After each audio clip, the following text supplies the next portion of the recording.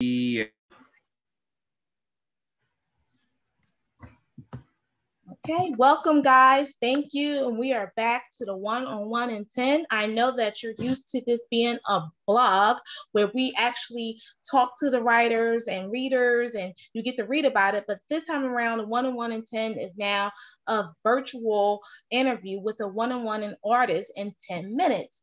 So welcome back to our season premiere, I should say. We're going to have quite a few artists from all around the world talking to them one-on-one about their musical craft and their gift as well. So on today's vlog, we're going to have this great, talented music therapist and artist. His name is Mr. Richard Ellaby, and he is so awesome and dynamic. And I want to learn more about his craft, and I know that you do want to as well.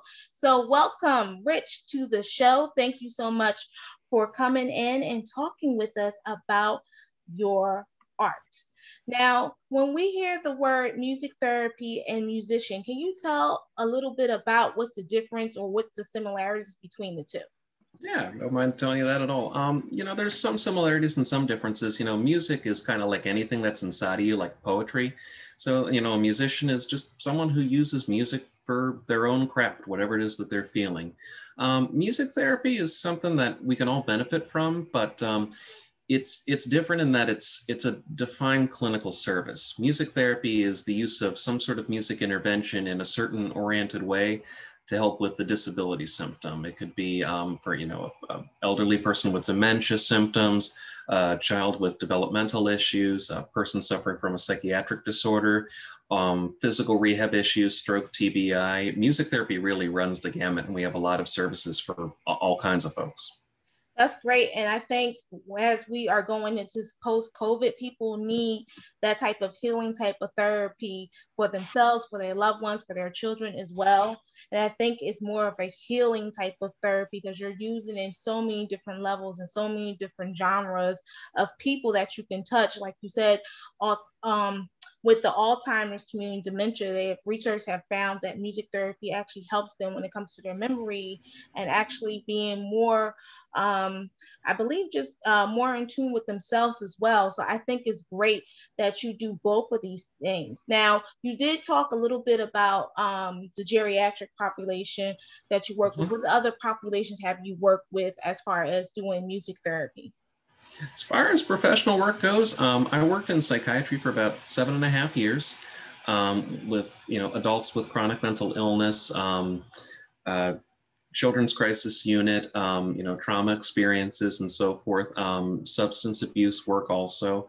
For the past, well, I guess technically I could say 2 years, but really it's only been a handful of months because COVID really kind of put a hold on this. But I've also been doing some geriatric services in Freehold, New Jersey, which has really been just a wonderful thing to do. I've been able to work with elderly adults in memory care and working on, helping to maintain their cognition and their ability to socialize and just their sensory awareness, their ability to experience that wellness.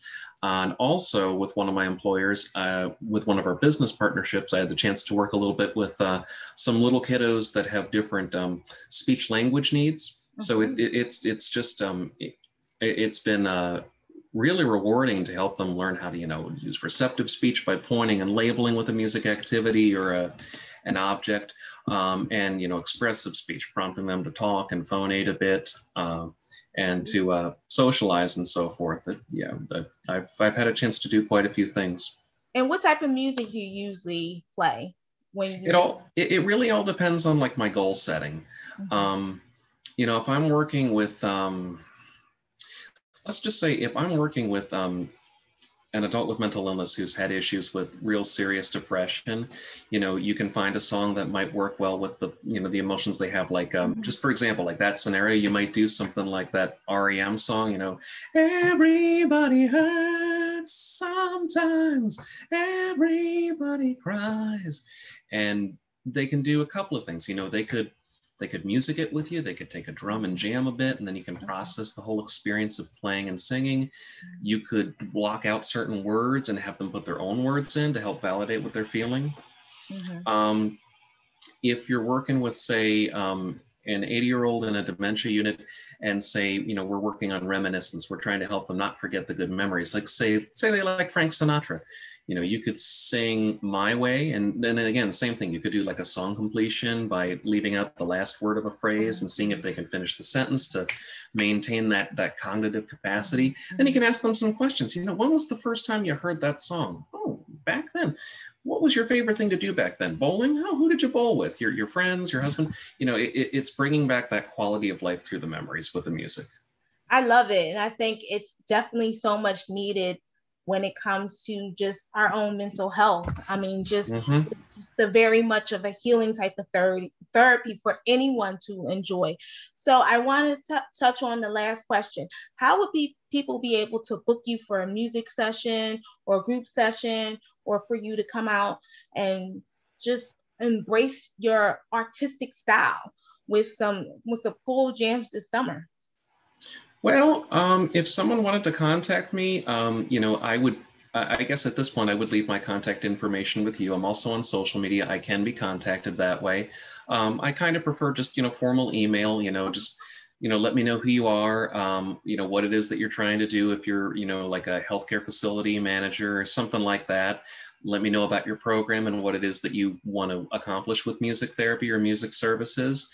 And then we can talk a little bit, you know, and figure out what we're going to do and then go from there. Great. And just to let you know, guys, if you're in the Southern New Jersey area, Central Jersey area, or even maybe in the Philadelphia metropolitan area, make sure you reach out to Mr. Rich Ellaby, and he will definitely come out to your treatment centers, to your hospitals, even to your gigs this summer to really do some therapy and some great work with your population of people that you're serving in your community. So thank you so much, Rich. That's it for the 101 in 10.